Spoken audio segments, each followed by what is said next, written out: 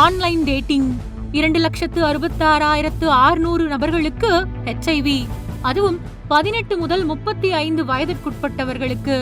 கர்நாடகாவில் இளைஞர்களிடையே HIV தொற்று வேகமாக அதிகரித்து வருவது சுகாதாரத்துறையினருக்கு பெரும் கவலையை ஏற்படுத்தியுள்ளது.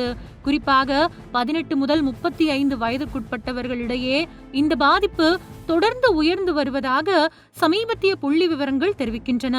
2023-24 ஆண்டில் இந்த வயது பிரிவில் 44,500 பேர் HIV தொற்றுடன் இருந்த நிலையில் 2025-26 ஆண்டில் அந்த எண்ணிக்கை 66,600 உயர்ந்துள்ளது. 2 ஆண்டுகளுக்குள் இவ்வளவு பெரிய உயர்வு பதிவாகியுள்ளது என்பது மருத்துவ நிபுணர்களையே அதிர்ச்சியடைய வைத்துள்ளது. தற்போது கர்நாடகா முழுவதும் சுமார் 2,60,000 பேர் HIV தொற்றுடன் வாழ்ந்து வருவதாக கூறப்படுகிறது.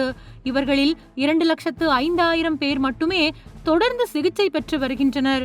ஆனால் மீதமுள்ள சுமார் 54,000 பேருக்கு தங்களுக்கு HIV தொற்று இருப்பதே தெரியாமல் இருப்பதாக சுகாதாரத்துறை தெரிவித்துள்ளது. இதுவே மிகப்பெரிய கவலைக்குரிய விஷயமாக பார்க்கப்படுகிறது. ஏனெனில் தங்களுக்கு தொற்று இருப்பதை அறியாதவர்கள் பாதுகாப்பற்ற உடலுறவு அல்லது ஒரே ஊசியை பலர் பயன்படுத்துவது போன்ற செயல்களில் ஈடுபடும் போது அந்த தொற்று மற்றவர்களுக்கும் எளிதாக பரவும் அபாயம் உள்ளது. ஒரு காலத்தில் 30 வயதிற்கு மேற்பட்டவர்களிடையே அதிகமாக காணப்பட்ட HIV பாதிப்பு தற்போது இளம் தலைமுறையினரிடமே அதிகரித்து வருகின்றது. இதற்கு சமூக வாழ்க்கை முறையில் ஏற்பட்டுள்ள மாற்றங்களும் முக்கிய காரணமாக கூறப்படுகின்றன.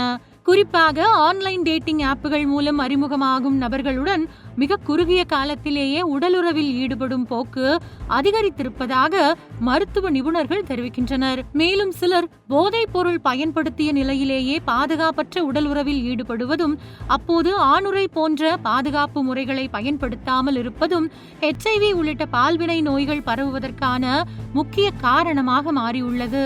அதேபோல் ஒரே நேரத்தில் பலருடன் பாலியல் உறவு வைத்திருப்பது, போதைப் பொருள் செலுத்துவதற்காக ஒரே ஊசியை பலர் பகிர்ந்து பயன்படுத்துவது போன்ற செயல்களும் தொற்று பரவலை அதிகரிக்கின்றன. குறிப்பாக ஊசி மூலம் போதைப் பொருள் பயன்படுத்துபவர்களிடையே HIV மட்டுமில்லாமல் ஹெபடைட்டிஸ் B போன்ற ஆபத்தான நோய்களும் பரவும் அபாயம் அதிகமாக இருப்பதாக மருத்துவர்கள் எச்சரிக்கின்றனர். முன்பெல்லாம் குறிப்பிட்ட சில பகுதிகள் அல்லது விபச்சார மையங்கள் வழியாகவே HIV பரவுகிறது என்ற கருத்து இருந்தது. ஆனால் தற்பொழுது ஆன்லைன் மூலம் உருவாகும் பழக்க வழக்கங்களால் யார் யாருடன் தொடர்பில் இருக்கிறார்கள் என்பதை கண்டறிவதே சிரமமாகிவிட்டதாகவும், இதனால் நோய் பரவலை கட்டுப்படுத்துவது இன்னும் சவாலாக மாறியுள்ளதாகவும் நிபுணர்கள் கூறுகின்றனர். எனவே பள்ளி மற்றும் கல்லூரி பருவத்திலிருந்தே பாலியல் கல்வி மற்றும் பாதுகாப்பான உடலுறவு குறித்த விழிப்புணர்வை அதிகரிக்க வேண்டும் என்றும், போதைப் பொருள் பயன்பாட்டின் ஆபத்துகள் குறித்து தொடர்ந்து பிரச்சாரம் செய்ய வேண்டும் என்றும் வலியுறுத்தப்படுகின்றது. சந்தேகம் இருப்பவர்கள் தயக்கமின்றி HIV பரிசோதனை செய்து கொள்ள வேண்டும் என்றும் அறிவுறுத்தப்பட்டுள்ளது.